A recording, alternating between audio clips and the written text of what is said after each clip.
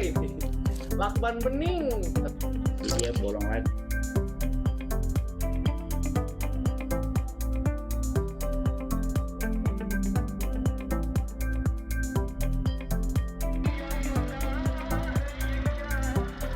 Deru mesin proyektor klasik kembali meraung memecah kesunyian malam.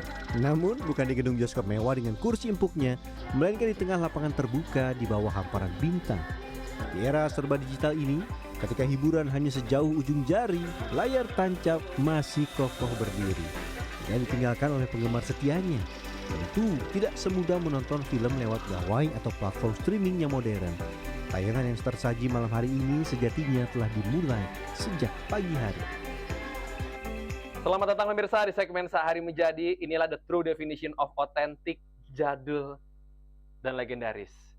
Kita akan menjadi seorang apa? Yes, pengusaha layar tancap. Tapi tentunya harus preparation dulu. Wah, ada yang familiar atau pernah melihat gulungan film? Kali ini segmen Sehari Menjadi mengantar saya ke permukiman padat penduduk di Tangerang Selatan, Banten. Di sini saya berjumpa dengan Nur Ian, seorang penggemar film klasik yang sudah sejak tahun 2000-an setia merawat dan memutar film-film seluloid. Sebagaimana produk yang sudah dimakan usia, alat dan pita film seluloid yang digunakan pun tidak luput dari kerusakan. Mulai dari mesin proyektor yang tidak bisa lagi bekerja sempurna, sampai pita film yang mudah putus dan harus ditangani dengan sangat hati-hati. Baru ini dilipat kayak gini. Oke. Nah, diberesin dalam arti kata dia dibolongin lagi, dibolongin ulang. Tapi kenapa harus ada proses seperti ini, Bang Ian? Ya memang kalau film putus memang ini alat perbaikannya seperti ini. Jadi dia bolong lagi. Jika ada bagian pita film yang putus, biasanya cara paling mudah untuk menyambungnya adalah dengan memanfaatkan benda sederhana yang satu ini. Di era digitalisasi kan dia kalau materinya hilang, gimana nih caranya kita nge-recover? Nah kalau ini nge-recovernya pakai ini lakban bening, tapi ingat harus bening. Kalau ntar hitam, atau gambarnya hitam ya Bang Ian ya. Biasanya pita film terbuat dari dua jenis bahan, fiber dan plastik biasa. Dan kasus putus yang paling sering terjadi berasal dari plastik karena sifatnya yang lebih getas dan rentan termakan usia. Ya putus ya. Betul ya.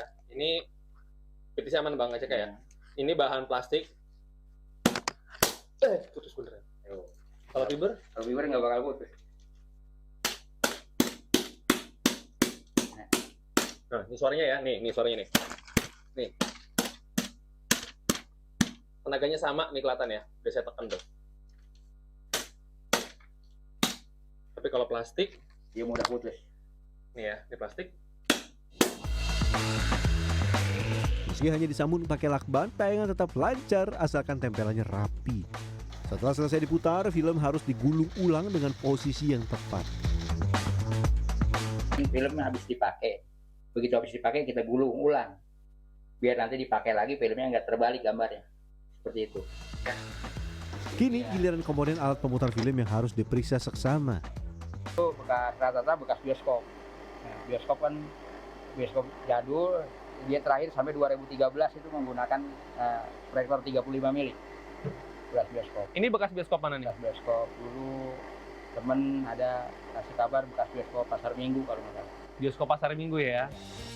Penting untuk memastikan roda pemutar dan fan belt proyektor berfungsi sempurna. Keduanya merupakan kunci agar proyektor berjalan mulus tanpa hambatan. Selain itu, bagian pengaturan fokus tayangan pun harus diperiksa. Film yang akan diputar sudah dicek dan siap. Alat-alat pun juga sudah beres. Sekarang saatnya membongkar peralatan dan memindahkannya ke mobil. Ini memang persiapan show-nya itu masih malam hari ketika gelap. Tapi yang namanya pengecekan, audio, dan segala macam ini harus dari siang. Ini sekarang ketika di-shoot, ini jam 1. Berbeda dengan alat modern yang relatif lebih ringkas dan mudah dibawa, perangkat proyektor zaman dulu lebih berat dan memakan banyak tempat. Hati-hati ya, salah-salah bisa terluka kita. Ini berat ini Bang. Iya kalau ketiban kaki mah nyonyor Bang. Naik ban power. Hah yang mana? Ininya melosot. Jadi dia ngangkat sendiri miring begini. ininya kalau diganjel begini nggak ngepres, nyeplos. Itu Tinggal kenapa buka ya? doang. Kakinya Pak, kompak. Tapi udah sembuh lagi sekarang. Dan perjalanan kita mulai. Ini lagi persiapan, kita akan langsung Ke lokasi layar tancap. ke lokasi layar tancap. Panas, hujan, demi klien, gaskeun!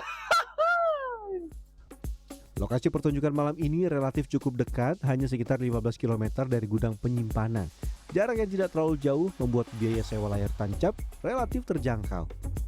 Berkisaran dari harga mulai 1,5 juta, 2 juta, bahkan bisa sampai 4-5 juta.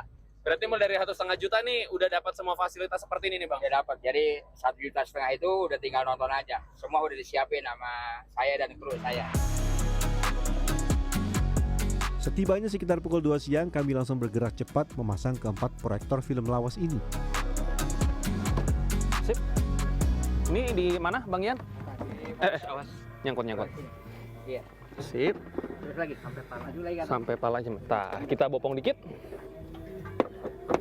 Udah ngunci Bang? Ini baudin, Bang. Bawahnya baudin. Oh, bawahnya baut. Yang mana Bang Ian? Lubang. Itu ada lubang. Oh, iya. Sampai full. Iya. Biasa pakai smartphone simple. Nah, ini agak berat, bukan agak sih Bang, berat. Oke, udah ngunci Bang Ian. Ketika jarum jam menunjuk angka 3 sore, suasana tiba-tiba berbalik drastis. Wah, langit yang sebelumnya cerah membiru seketika gelap oleh gumpalan awan pekat. Wah, saya pun sedikit panik. Ini kayak gini nih, Iya. ini tiba-tiba gerimis gini Iya. udah biasa begini. Udah biasa, nggak apa-apa. nggak Terus jadi akhirnya masalah. gimana? Tetap kita lanjut sampai malam. Layar tetap kita pasang, kita lanjut sampai malam. Tapi alat-alat aman. Aman, alat-alat aman semua, sudah dikondisiin semua, udah diterpalin semua. Selorohan bioskop misbar atau gerimis bubar ternyata benar-benar terjadi, bahkan sebelum acara dimulai. Di luar dugaan, hujan justru semakin lebat membuat kami terpaksa menghentikan semua persiapan. Ribet tuh alatnya, banyak banget ya diamanin. Ya, ganti pinter. Bang Ian, gimana nih kita? Ini suasana di lokasi tiba-tiba hujan turun. Mau nggak mau pemasangan layar ditunda dulu. Tunda dulu sampai ya. hujan reda. Sekitar 1 jam lagi kita baru bisa masang layar. Semoga lah ya, semoga cerah. Seperti kata PJ saya, dan hujan apa? Turun lagi. Di bawah tenda hijau ku menunggu. Asik. Ketika kami mulai pasrah acara akan batal, hujan mendadak reda di menit-menit terakhir. Sekitar pukul 5:30 sore, tanpa buang-buang waktu, kami menarik tiang besi dan mengangkat layar raksasa secepat mungkin sebelum langit gelap total dan menyulitkan setiap langkah.